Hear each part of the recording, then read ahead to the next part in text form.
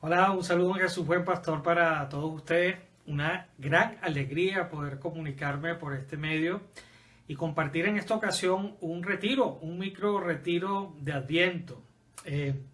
Ustedes saben que el tiempo del Adviento es ese tiempo en el cual nos preparamos para celebrar la Navidad. Y bueno, yo como así les explico en la catequesis a los niñitos, ¿verdad? Cuando nosotros tenemos que preparar una fiesta muy importante, pues entonces nosotros le dedicamos más tiempo a esa preparación, así como cuando uno prepara un matrimonio, cuando preparamos, qué sé yo, por ejemplo en México, que se prepara mucho, mis hermanos mexicanos, la quinceañera, la fiesta de 15 años, pues le damos una preparación especial, así también las grandes solemnidades en la iglesia, como es la Navidad y la Pascua, tienen una preparación previa y eso es lo que es el Adviento. Y es un tiempo especial de preparación no solamente para de inmediato para celebrar la Navidad, sino lo más importante para que podamos celebrar algún día el encuentro definitivo cada uno de nosotros con el Señor. Y bueno, se nos ha ocurrido esta iniciativa de compartir un rato de retiro, un ratito de meditación de la palabra de Dios, pues para prepararnos para el Adviento. Obviamente que este retiro no sustituye a un retiro anual que todos deberíamos hacer. Los sacerdotes, por ejemplo, debemos hacer por lo menos, dice el derecho canónico, 5 días de retiro. Y en el caso de los laicos, yo siempre recomiendo y por lo menos hacer 3 días de retiro. Y si fuese de especial silencio, pues mucho mejor. Pero bueno, esto solamente es una iniciativa así del Adviento que nos sirva, que nos pueda servir también como un momento de examen. Pero bueno, vamos a ponernos en manos de Papá Dios para que podamos realizar esta pequeña meditación. En el nombre del Padre, y del Hijo, y del Espíritu Santo. Amén. Señor, te pedimos que envíes tu Espíritu Santo sobre cada uno de nosotros, sobre aquellos que están viendo ahorita, Señor, este video, esta transmisión en vivo, para aquellos también que lo van a ver después grabado. Señor, derrama tu Espíritu abundante sobre cada uno de ellos para que puedan abrir sus mentes y sus corazones, nuestras mentes y nuestros corazones a tu gracia, a tu amor. Y nos ponemos también bajo la poderosa intercesión de nuestra mamá María y de nuestros ángeles custodios, y también pedimos la intercesión de todos los santos. En el nombre del Padre, y del Hijo, y del Espíritu Santo. Amén. Bueno, fíjense una cosa, miren, un retiro, básicamente, ¿de qué se trata? Retirarse significa tener un momento especial con el Señor, un momento en el cual nosotros vamos a estar, justamente como lo dice el nombre, retirados. Oye, ¿saben qué? Estoy viendo que me deja aquí el fondo de los horarios. Esto es en vivo, así que permítanme un segundito que lo vamos a cambiar. Ya va.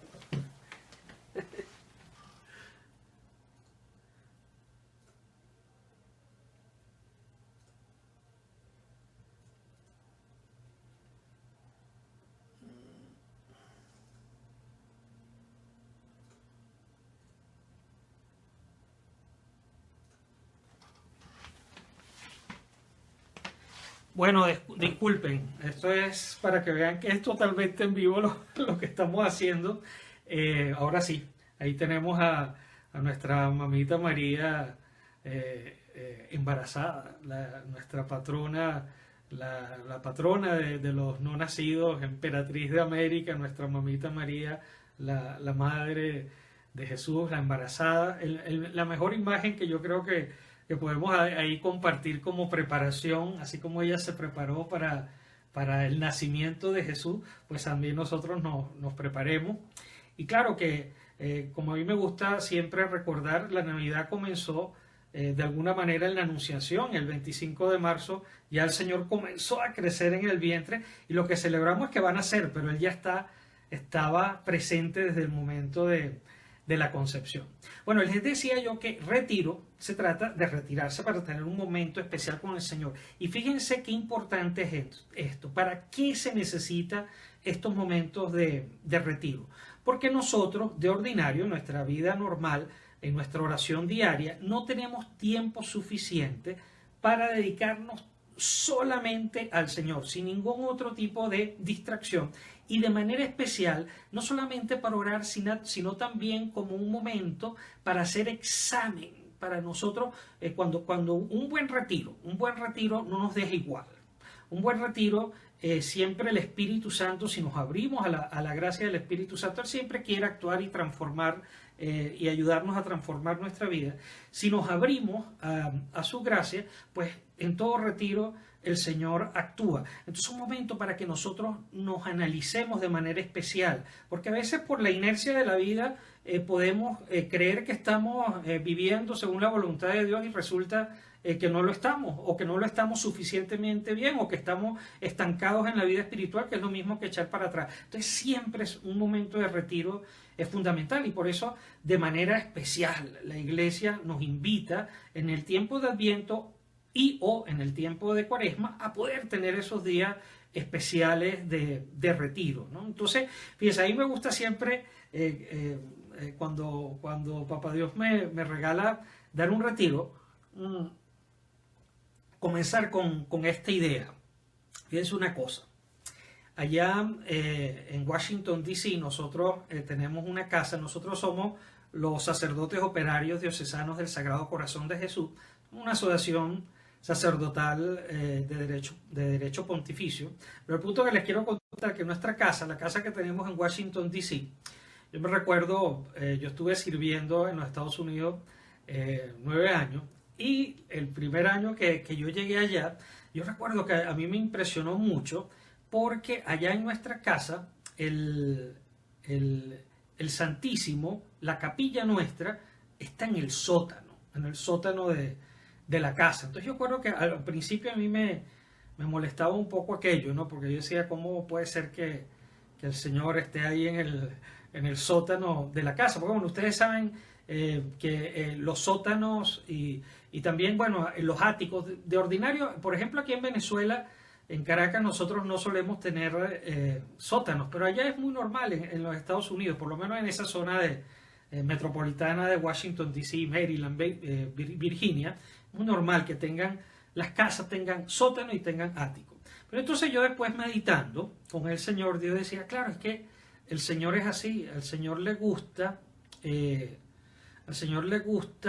entrar en todas las partes de la casa, especialmente en aquellas que supuestamente son las más oscuras. Entonces siempre un momento de retiro, un momento de meditación especial con el Señor, es un momento oportuno para que nosotros abramos el corazón y el Espíritu del Señor pueda tocar y pueda iluminar esas partes de nuestra vida que a veces ni siquiera nosotros mismos hemos caído en la cuenta que necesitan de una iluminación del Señor. Repito, a veces creemos que podemos estar bien y resulta que no lo estamos. Y entonces un buen retiro nos ayuda a despertar y a reaccionar y buscar ese cambio, ese crecer en el amor de Dios, lo que ya podamos estar viviendo en el amor de Dios, y si no, pues ponernos en camino a abrazarnos a nuestro Papá Dios para comenzar esa conversión. Entonces, bueno, para eso básicamente un retiro. Entonces la invitación es que hoy, desde este primer momento, le digamos al Señor que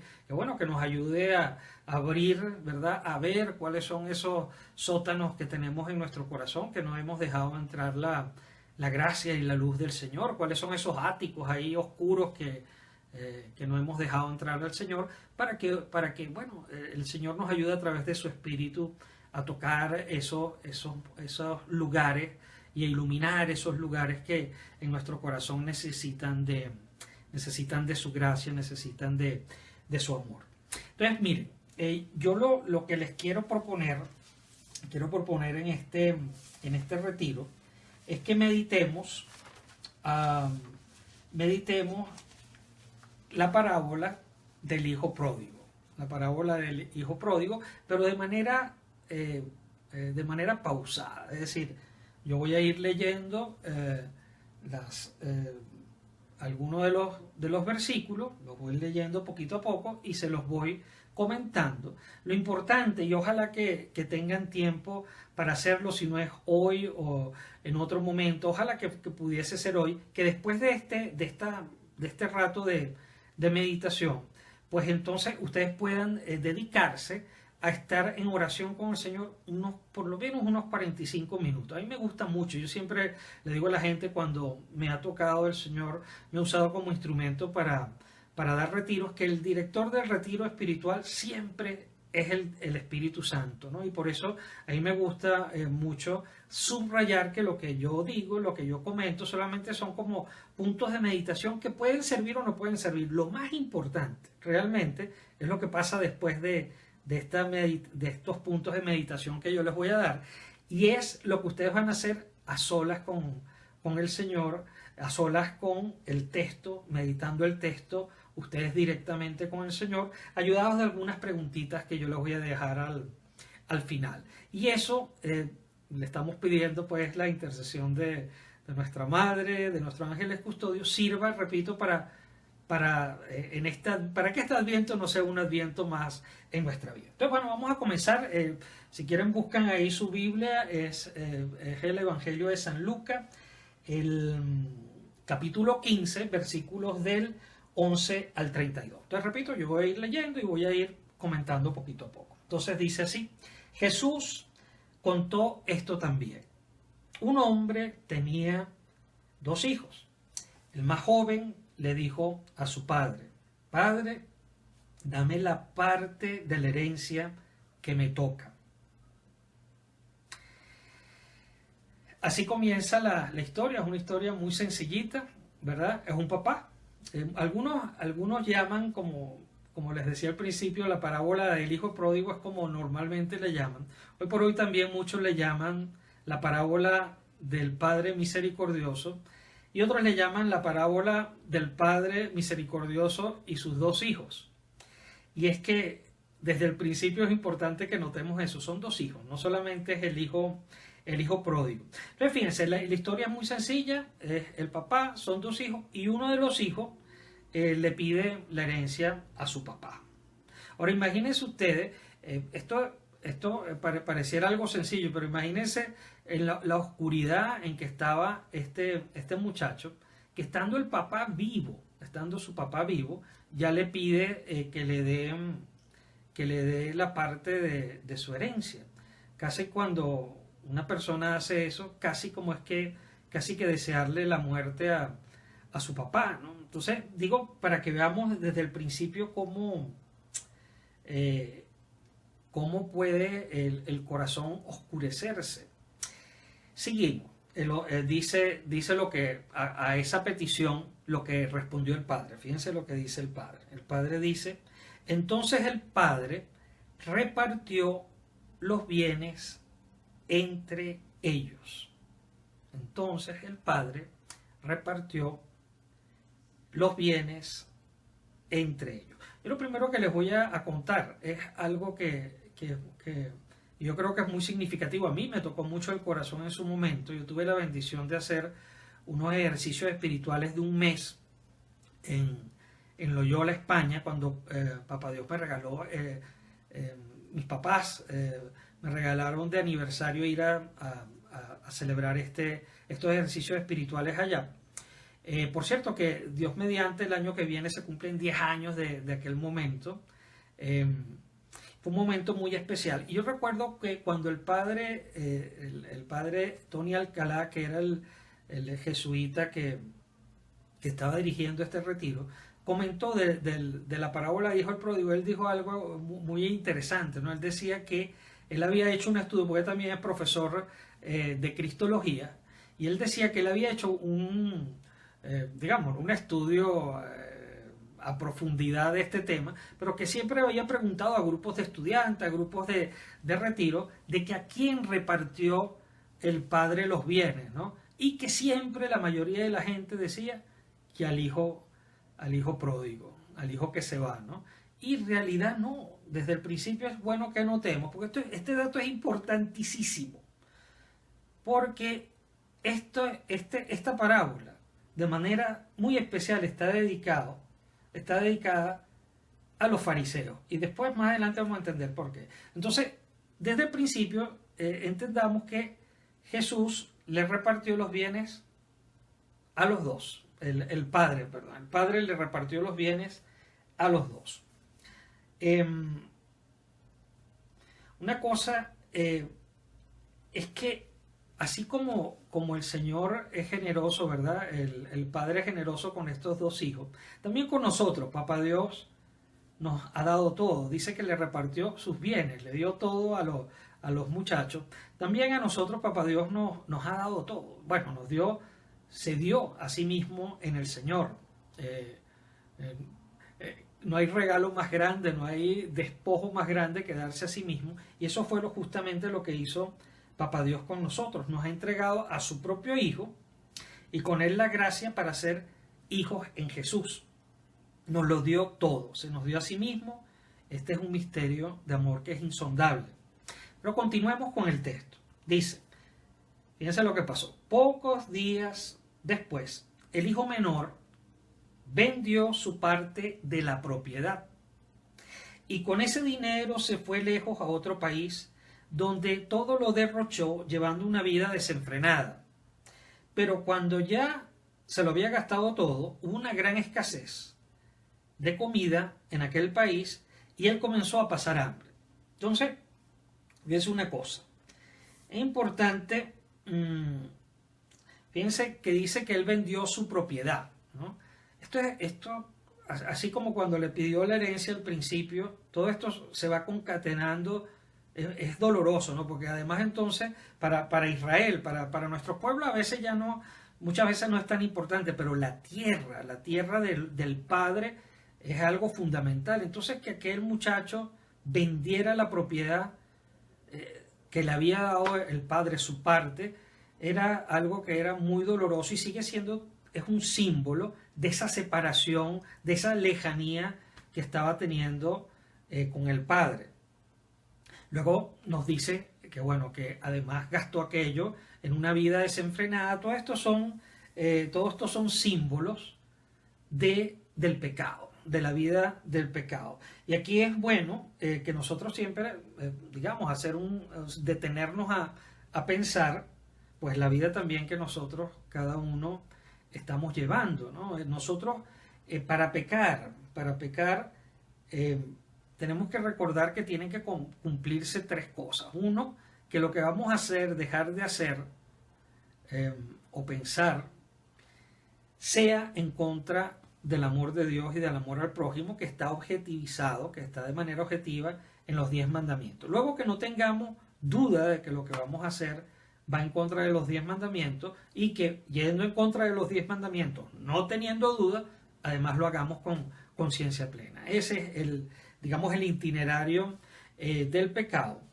Y es importante que nosotros recordemos que Papá Dios, el plan de Papá Dios es que tú y yo vivamos en el amor. El plan de Papá Dios es que tú y yo vivamos consolados, que vivamos alegres, que vivamos esperanzados, que vivamos consolados. Significa consolar, consol, brillantes, alegres, ¿no?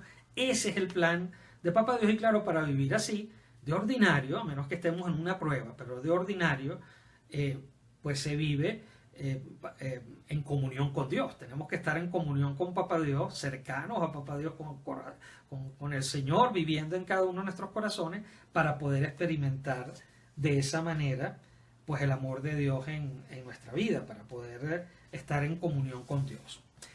Continúa el texto, dice: fue a pedir trabajo a un hombre del lugar que lo mandó a sus campos a cuidar cerdos, y tenía ganas de llenarse con las algarrobas que comían los cerdos, pero nadie se las daba. Nuevamente, aquí sigue el texto sigue subrayando el tema del pecado. Los cerdos, los cochinos, los puercos, los chanchos, para los judíos era un animal totalmente prohibido, pecaminoso. Acercarse o comer carne de cochino era pecado. Entonces sigue siendo pues el símbolo del pecado, ¿no? Y yo no sé, bueno, ustedes seguramente, la gente del campo lo ha vivido. Nosotros aquí en Caracas, yo siempre tengo la imagen cuando nosotros, para salir de Caracas, cuando vamos hacia el centro del país, hay que hacer una bajada, y en esa bajada hay porqueriza, ¿no? Y es impresionante, impresionante el olor fétido que produce una porqueriza, y es porque de ordinario pues los cerdos defecan en el mismo sitio donde comen, ¿no? Entonces aquello es, de verdad, el olor es terrible, ¿no? Entonces a mí siempre me parece oportuno que nosotros pensemos también en eso, qué contrastante es el dulce olor, el agradable olor del Espíritu de Dios, de Jesús, cuando estamos en comunión viviendo con Jesús, al olor del pecado. De hecho, Papá Dios le dio la bendición a algunos santos para que pudieran oler, tener, digamos, una sensación sensible, que va mucho más de lo que es en la realidad, pero solamente para que se hicieran una idea de lo que significaba pecar. Y el mínimo pecado, el pecado pequeño, el pecado venial, el que no rompe la comunión con Dios, tiene un olor que es fétido, ¿no? Entonces, repito, esta comparación nos ayuda también para revisar a cada uno de nuestras vidas. Continúa el texto, dice: al fin se puso a pensar, ¿cuántos trabajadores en la casa de mi padre tienen comida de sobra mientras yo aquí me muero de hambre? Y aquí viene algo que es muy importante, y por eso es que los retiros son fundamentales. Porque un retiro es un tiempo para nosotros parar y ponernos a pensar, ¿no? Repito, no solamente ahorita cuando ustedes están escuchando esta meditación que yo estoy compartiendo con ustedes, sino sobre todo después, ¿no? Con este punto de meditación, cuando están ya a solas con el Señor, el seguir pensando el cómo está cada una de nuestras vidas. Si nosotros tenemos el suave olor de Cristo o no estamos en comunión con el Señor. Pero fíjense, lo importante es lo que dice aquí. Al fin se puso a pensar. Este dato es muy importante porque, repito, solamente en el momento que tú te paras y piensas cómo está realmente tu vida, es que uno puede reaccionar. Por ejemplo, los psicólogos dicen, yo se lo he escuchado mucho a los psicólogos, por la razón de que he participado en varios retiros del Viñedo de Raquel, que suele tener siempre, mandatoriamente tienen un psicoterapeuta. Ellos suelen repetir mucho que lo que no se asume no se redime, y se puede aplicar aquí. O sea, mientras nosotros no aceptamos que estamos en una vida de pecado, mientras nosotros no aceptamos que tenemos zonas oscuras en nuestro corazón, mientras nosotros no aceptamos que tenemos ese ático, ese sótano oscuro que no le hemos abierto al Señor, pues entonces el Señor no puede entrar. Somos primero nosotros los que tenemos que aceptar de que eso es una realidad para poder abrir nuestra vida. De hecho, yo recuerdo cuando tuvimos la última visita que nos hizo San Juan Pablo II, justamente la conferencia episcopal eligió a ver si ustedes lo pueden ver ahí, yo espero que sí. Dice,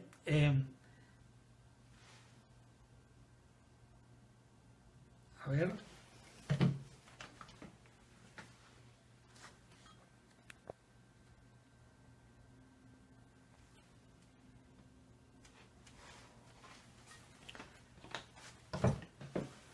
ajá, disculpen, a ver si, espero que se vea, no, dice: despierta y reacciona, es el momento.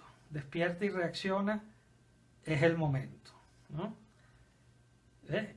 A ver, yo creo que sí la pueden ver, ¿no?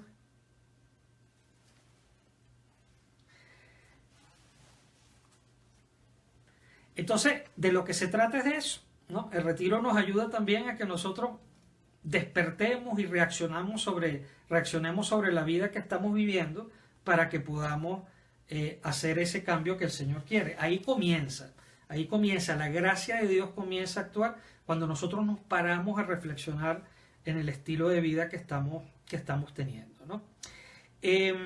Bueno, también es importante ese momento, porque es un momento también de humildad. O sea, cuando uno se para y acepta que está equivocado, es un momento de humildad, también es un momento de humillación en el sentido de que aceptamos que no hemos hecho la voluntad de Dios. En estos días decía el Papa Francisco, él lo repite mucho, además porque es una idea de los ejercicios de San Ignacio, de que no hay humildad verdadera si no hay humillación, y la máxima humillación es Jesús crucificado. Pero repito, tenemos que aceptar nuestro pecado, aceptar nuestros errores para poder iniciar ese camino de conversión, ese camino de cambio en nuestra vida. El pecado, lo que pasa es que a veces para hacer ese proceso de reacción, a veces es difícil. A veces es difícil porque podemos estar tanto tiempo pecando que nos podemos acostumbrar incluso al pecado. Lo decía el Papa Pablo VI, él decía a veces, decían en ocasiones, la oscuridad del pecado hace que se pierda el sentido del pecado. Y esto es gravísimo. Si no, digan ustedes, si no es perder el sentido del pecado, en que incluso las sociedades se organicen para que las madres puedan matar a sus hijos. Esa es la verdad. O sea, la verdad que del momento en que nosotros estamos viviendo, de que hay una oscuridad del sentido de pecado, y muchas veces solamente en estos momentos de retiro es que nosotros podemos pararnos y reflexionar y el Señor darnos una sacudidita para que podamos comenzar a vivir según el plan que el Señor tiene para cada uno de nosotros. Fíjense cómo continúa el texto. El texto continúa así, dice: después de haber pensado, después de haber aceptado que estaba en el error, dice el joven, ¿no? Dice: regresaré a casa de mi padre y le diré: Padre mío, he pecado contra Dios y contra ti, ya no merezco llamarme hijo tuyo, trátame como uno de tus trabajadores. Así que se puso en camino y regresó a la casa del padre, ¿no? Entonces, bueno, seguramente, por supuesto que cuando nosotros reaccionamos y nos damos cuenta por la gracia de Dios actuando en nuestra vida que estamos en una situación de vida de pecado, en una situación de tibieza, de estancamiento que nos está echando para atrás en nuestra vida espiritual, cuando nosotros aceptamos, es el primer momento para ponernos de regreso al camino, al abrazo con el Padre, y para estar en comunión con el Padre, hermanas y hermanos. Primero, repito, necesitamos ese reconocer el pecado y luego recibir la gracia de volver a entrar en comunión con el Señor. Vamos a continuar con el texto. Continuemos con el texto. Dice así: cuando todavía estaba lejos, su padre lo vio y sintió compasión de él. Corrió a su encuentro y lo recibió con abrazos y besos. Esto es impresionante. El papá, ¿verdad?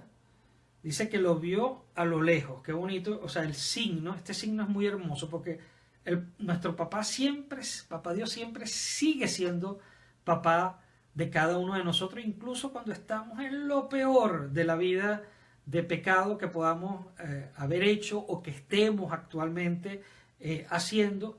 En esos momentos, igualito, el amor de Papá Dios es exactamente el mismo.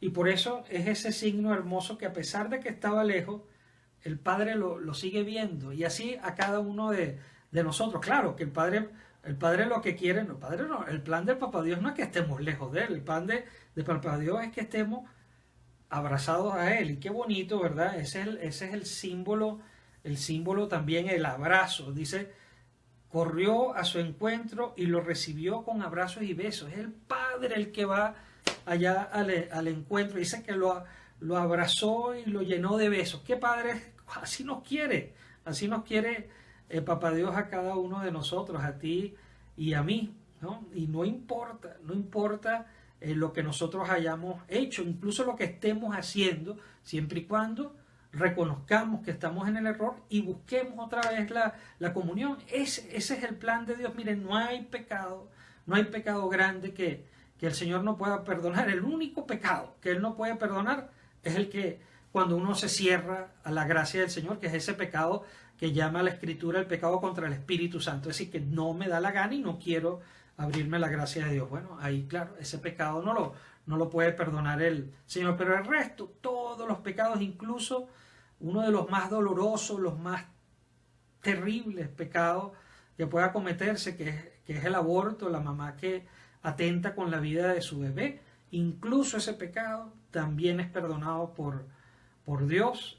Gracias a Dios, el Papa Francisco ya nos ha autorizado a todos los sacerdotes para perdonar el pecado del aborto. Él, Jesús, a través de nosotros perdonando el pecado del aborto. Siempre la misericordia se derramó en la iglesia, pero ahora se derrama más abiertamente, sobre todo por la realidad de lo masivo que está haciendo en muchas latitudes el pecado del aborto. No porque deje de ser grave, sigue siendo un pecado muy grave, pero también incluso ese pecado, Papá Dios lo perdona. Y como les digo, qué oportuno sería este Adviento para, si alguna de ustedes, mamás de bebés abortados o papás de bebés abortados, abuelitas, abuelitos de bebés abortados que tuvieron que ver con el aborto, pues este Adviento es un momento especial para buscar esa reconciliación con el Señor. Las puertas de la iglesia están abiertas, siempre y cuando, repito, haya esa intención de reconocer el pecado y de buscar ese encuentro con el Señor. Miren lo que le dice el hijo al papá. Le dice, el hijo le dijo: Padre mío, he pecado contra Dios y contra ti, ya no merezco llamarme hijo tuyo. Definitivamente el hijo ya reaccionó, ya se dio cuenta, se humilla, ¿verdad? Reconoce pues absolutamente lo que había hecho, el haberse alejado del papá. O sea, tiene ese momento de reconocimiento, e incluso es tan humilde que a pesar de estar siendo abrazado y con besos, no se siente digno del papá, ¿verdad? Y entonces veamos cómo reacciona ante esto el papá. Miren lo que dice el padre. El padre dice: pero el padre ordenó a sus criados: saquen pronto la mejor ropa y vístanlo. Pónganle también un anillo en el dedo y sandalias en los pies. Traigan el becerro más gordo y mátenlo. Vayan a celebrar esto con un banquete. Porque, miren lo que dice aquí, esto es importante. Porque este hijo mío estaba muerto y ha vuelto a vivir. Se había perdido y lo hemos encontrado. Comenzaron la fiesta. Eso es lo que nos dice la Sagrada Escritura. O sea, frente a la humillación, frente al reconocimiento del pecado, ¿qué hace el padre? No, hijo, fiesta, has regresado a la vida. Y esto es un dato muy importante, y aquí vamos a reflexionar, porque fíjense, ¿cómo es eso de que el hijo estaba muerto? El hijo estaba viviendo una vida desenfrenada, se había gastado todo el dinero, se gastó la herencia, pero ¿cómo es eso de que estaba muerto? ¿No lo acaba de abrazar y llenar de besos? Porque es que, hermanas y hermanos, es verdad que tú y yo también podemos estar muertos estando vivos. Es decir, muertos espirituales. A mí me gusta cuando hablo de estas cosas, sobre todo con los jóvenes, yo les digo: ¿cuántos han visto alguna película de zombies? Entonces todos los muchachos levantan la mano, ¿no? Pero bueno, así nosotros podemos ser zombies espirituales. Si nosotros por fuera estamos muy bañaditos, muy bonitos, muy bonitas, pero resulta que por dentro estamos podridos porque estamos viviendo una vida de pecado. Ese no es el plan de Dios. Y por eso es verdad que nosotros podemos estar viviendo como zombies espirituales. Es decir, que nos movemos, trabajamos, estamos con la familia, pero por dentro estamos muertos. Eso es para nosotros pensarlo. Eso es, la escritura está hecha así, es una daga, es una espada, es un cuchillo así de doble filo, para que nos llegue al corazón y reaccionemos. y reaccionemos. ¿Cómo estamos? ¿Realmente nosotros estamos viviendo en la gracia de Dios? Por supuesto que el pecado mortal, cuando nosotros estamos en pecado mortal, hermanas y hermanos, esto no se puede ocultar, esa es la verdad. Pues no estamos viviendo una vida de consolación, no estamos viviendo la vida de la gracia, estamos muertos espiritualmente y las cosas hay que decirlas por su nombre, son duras. El Señor Jesús, si ustedes recuerdan las últimas lecturas del año litúrgico que recientemente terminamos, y fíjense, ya comenzando también el año litúrgico, los 2 primeros domingos nos hablan de qué, nos hablan de estar preparados, nos hablan de estar vigilantes. ¿Eso qué significa? Significa, hermanas y hermanos, conversión, cambio de corazón, abiertos y en comunión con Dios, permitiendo que el Señor esté viviendo en cada uno de nuestros corazones. Ese es el plan de Dios y eso es lo que nos tiene que hacer reflexionar esto que estamos diciendo en este momento. Y bueno, fíjense una cosa. Yo siempre me pregunto esto, ¿no? ¿Cuánto tiempo estuvo en pecado el hijo pródigo? ¿Por cuánto tiempo estuvo en pecado? ¿Cuándo se dio cuenta? Bueno, no sabemos, ¿verdad? ¿Cuántas veces una persona pasa años cargando con una vida de pecado y no termina de reaccionar y de repente un retiro, una canción, una conversación hace que haya ese cambio espiritual, hace que abra ese corazón a la gracia de Dios, que le abra ese lado oscuro de su vida al Señor, y es cuando se da ese cambio en la vida. Ese es el plan que tiene el Señor para ti y para mí. Y miren, no podemos ser buenos instrumentos de Papá Dios, o no tan buenos como Él quiere, si nosotros no nos abrimos y estamos en comunión con Él. Cuanto más en comunión estamos con Él, pues más el Señor puede actuar a través de cada uno de nosotros. Eso no significa que no somos pecadores y que no vamos a pecar. Lamentablemente es parte de nuestra condición.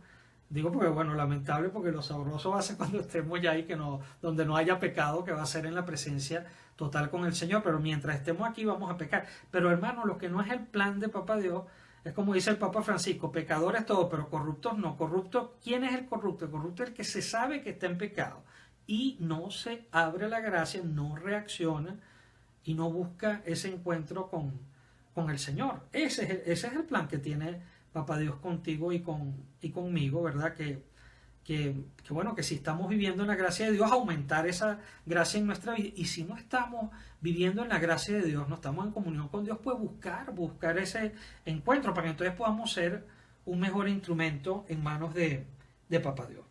Bueno, pero ahora yo quería llegar, y este era el momento fundamental. Recuerden que al principio yo les dije que esta parábola, y esto no se repite mucho, pero hay que repetirlo.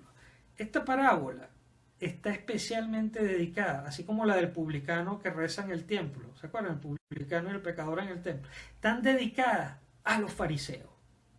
Y sobre todo en esta parte que viene ahora. Oído al tambor. Entre tanto, el hijo mayor estaba en el campo. Cuando regresó y llegó cerca de la casa, oyó la música y el baile. Entonces llamó a uno de los criados y le preguntó qué pasaba. El criado le dijo, es que su hermano ha vuelto y su padre ha mandado matar el becerro más gordo porque lo recobró sano y salvo. Pero tanto se enojó el hermano mayor, se lo repito, pero tanto se enojó el hermano mayor que no quería entrar. Así que su padre tuvo que salir a rogarle que lo hiciera. Bueno, aquí está la cosa. Aquí está la cosa. Recordemos desde el principio que a este muchacho, a este joven, a este hijo, Papá Dios también, el padre también le dio su herencia. Ese es lo mismo que Jesús va a decir en otras ocasiones, ¿verdad?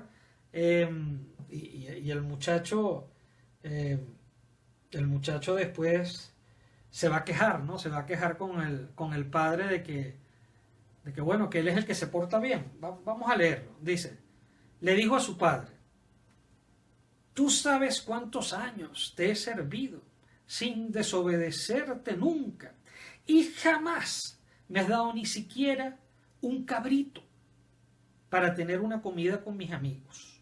En cambio ahora llega este hijo tuyo, ese no es mi hermano, eso es lo que está queriendo decir, que ha malgastado tu dinero con prostitutas y matas para él el becerro más gordo. Celos y envidia, mis hermanas y mis hermanos. El pecado que incluso llevó a la cruz a Jesús fue por, la Sagrada Escritura lo dice, fue por envidia y por celos que matan a Jesús, que lo crucifican. Y esa es la denuncia que Jesús está haciendo en aquel tiempo y que nos las hace a ti y a mí también. Que tú y yo también podemos creer que somos de los buenos. También tú y yo podemos creer que no las estamos comiendo. Y resulta que igual de pecador o más pecador aún es aquel que no reconoce que está en pecado. El pecado de la soberbia, que es el pecado de la vanidad, de creerse de que uno, bueno, que se la está comiendo, que uno no tiene pecado. Yo soy perfecto, yo soy perfecta. Yo soy la señora perfecta y el señor perfecto, que casi lo que me falta es que me canonicen en vida. Mira, yo se lo digo así medio riéndome, pero esto es dramático. Esto es dramático porque, repito, esta parábola está dedicada de manera especial a los fariseos, aquellos que se creen que son los buenos de la partida. Y a mí, yo leo esto con temor y temblor. O sea, mire, me hizo recordar cuando yo serví en Nueva York, tuve la oportunidad de conocer a la hermana de un cardenal que fue muy provida y muy buena gente allá en Estados Unidos, el cardenal O'Connor, el cardenal de Nueva York. Él ya murió. Y entonces él tenía una frase, esto lo comentó la hermana, ¿no? que el señor, su eminencia, el cardenal, arzobispo de Nueva York, rezaba en las mañanas algo así como, Señor, que hoy yo no sea un obstáculo para que alguien quiera hacer el bien. Que hoy yo no sea un obstáculo para alguien que quiera hacer el bien. Porque los celos y la envidia evitan que muchas veces nosotros le permitamos a los otros que hagan el bien, porque nos da envidia, nos da celos esa persona, y ese no es el plan de Dios. El plan de Dios es que nosotros más bien seamos promotores de los otros para que se lleve la palabra de Dios, para que se haga lo que cada uno tiene los talentos para realizar. Entonces, este dato, repito, es muy, pero muy importante y que nosotros tenemos que chequear en cada una de nuestra vida. Vamos a continuar. Dice, ¿qué le contestó el padre al hijo este? ¿No? Le dice, el padre le contestó, hijo mío, tú siempre estás conmigo y todo lo que tengo es tuyo. Pero había que celebrar con un banquete y alegrarnos, porque tu hermano que estaba muerto, mire, lo repite por segunda vez, ¿eh? Porque tu hermano que estaba muerto ha vuelto a vivir, se había perdido y lo hemos encontrado. ¿Se dan cuenta? Qué importante es que nosotros nos alegremos cuando el otro está bien. Miren, parte de los indicadores de la transformación, de que nuestro corazón se vaya pareciendo por la transformación que el Espíritu Santo obra en nuestra vida al corazón de Jesús, es que nos alegremos con el bien de los demás. Que cuanto más brillen, más nos alegremos, porque la acción del Espíritu Santo está haciéndose grande en esa persona. Eso es importantísimo en nuestra vida, y así es como actuaba el Señor, ¿verdad? El problema, repito, cuando nosotros nos cerramos a la gracia de Dios, incluso creyendo que estamos haciendo el bien, eso es lo más peligroso, ¿eh? que es el pecado de los fariseos. O sea, el creer que están haciendo el bien cuando en realidad por dentro están haciendo el mal. O sea, la doble vida y sobre todo no aceptando de que están en el error, ¿no? Nosotros tenemos que revisarnos y a veces son estos momentos de retiro los que nos hacen abrir y reaccionar y aceptar que necesitamos de la gracia de Dios, que a veces podemos ser déspotas, ver a los otros por encima del hombro. Eso no puede ser, hermanas y hermanos. No puede ser que nosotros nos creamos más que los demás y sobre todo con la justificación de las cosas de Papá Dios. Lo mismo de la oración del publicano del templo. Gracias Dios porque no soy como ese que está ahí. O sea, no puede ser. ¿Quién soy yo para jugar a los demás? ¿Verdad? No. El punto, el plan de Dios es que cada uno nos juzguemos a nosotros, ¿verdad? Que despertemos si estamos viviendo una vida de pecado y entremos en esa vida de consolación que es estar en comunión con Dios. No me voy a parar ahorita a hablar otra vez de lo de la consolación y desolación, pero les recomiendo en uno de los videos que habla de cómo saber si estoy cumpliendo la voluntad de Dios. Yo les hablo un poquito de ese tema de consolación y desolación que es básico y además es un tema que complementa esto que estamos diciendo porque es cómo vivir la vida de la gracia.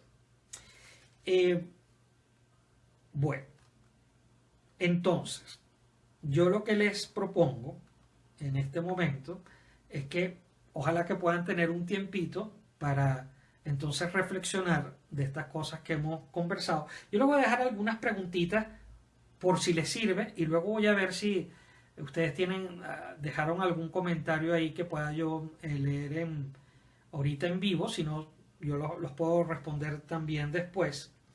Pero bueno, unas preguntitas que pueden ser, repito, puede que sirvan o que no sirvan. Aquí lo importante es cuando uno se pone en oración con el Señor, es que lo que a mí más me produzca emocionalmente consolación, que me haga sentir alegre, me haga sentir esperanzado, me haga sentir como con ese deseo de cambio, me quede ahí, ¿no? O sea, si de repente cuando estaba leyendo,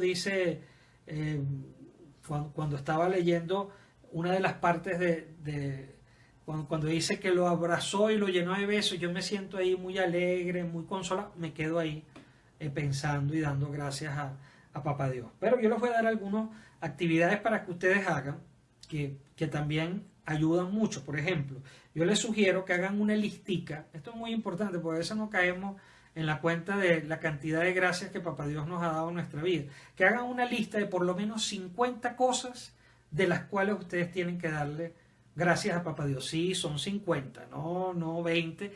Mínimo 50 cosas, comenzando por cosas tan sencillitas como los sentidos, como poder caminar, etc. 50 cosas, ¿no? 50 cosas de las por qué darle gracias a Papá Dios. Y luego algunas preguntitas, repito, si sirven, si no sirven, no hay que responderlas. ¿Con cuál de los hijos me identifico más y por qué? ¿Con cuál de los hijos me identifico más y por qué? Otra pregunta, ¿coincide la imagen que tengo y experimento de Dios con la del padre de la parábola? ¿Coincide la imagen que tengo y experimento de Dios con el padre de la parábola? Tercero, ¿cómo expreso en mi vida el don de la misericordia? ¿Cómo expreso en mi vida el don de la misericordia? ¿Qué resistencias encuentro en mí para recibir el perdón de Dios? ¿Qué resistencias encuentro en mí para recibir el perdón de Dios? ¿Y qué resistencias tengo para ser misericordioso como Dios? ¿Qué resistencias tengo para ser misericordiosos como Dios? Mire, les voy a dar un dato para la oración, que esto es muy importante, ¿no? Esto es muy importante. En la medida que nosotros, Papá Dios nos va transformando a través del Espíritu Santo en nuestra vida, es decir, cuando nuestra vida se va uniendo cada vez más a la vida de Jesús, va a ser natural que cada vez nos provoque más hablar con Papá Dios, con el Padre, porque claro, así como, claro que también hablamos con Jesús, pero cuando nuestro corazón se va transfigurando y transformando más en Jesús, ¿con quién hablaba más Jesús? Con el Papá, con Papá Dios, ¿verdad? Y entonces es normal que, repito, cuando el Señor nos va transformando el corazón, cada vez nos provoca así como hablar más con el Padre, con Papá Dios, ¿no? Entonces que también durante la oración es muy importante meditar y escucharlo y luego hablarle a nuestro papá que es como el papá de ahí de la parábola, ese papá que siempre es lo que quiere, el objetivo de él es que nosotros entremos en comunión con él ya aquí en la tierra, a vivir consolados, esperanzados, llenos de amor, alegres, ¿verdad? Para que en el momento que nos llegue la muerte, abramos los ojos para estar en ese abrazo definitivo que es estar con Papá Dios y nuestros seres queridos y todos los santos, toda la corte celestial. Ese es el plan que Papá Dios tiene para cada uno de nosotros, nos ama mucho, tenemos que confiar en Él y bueno, yo le pido que este rato, micro retiro, como hemos dicho, pues sirva pues para que le abramos el corazón, especialmente en esas zonas que están oscuras, ¿verdad? Que esos sótanos y esos áticos que podemos tener en el corazón para que el Señor los ilumine,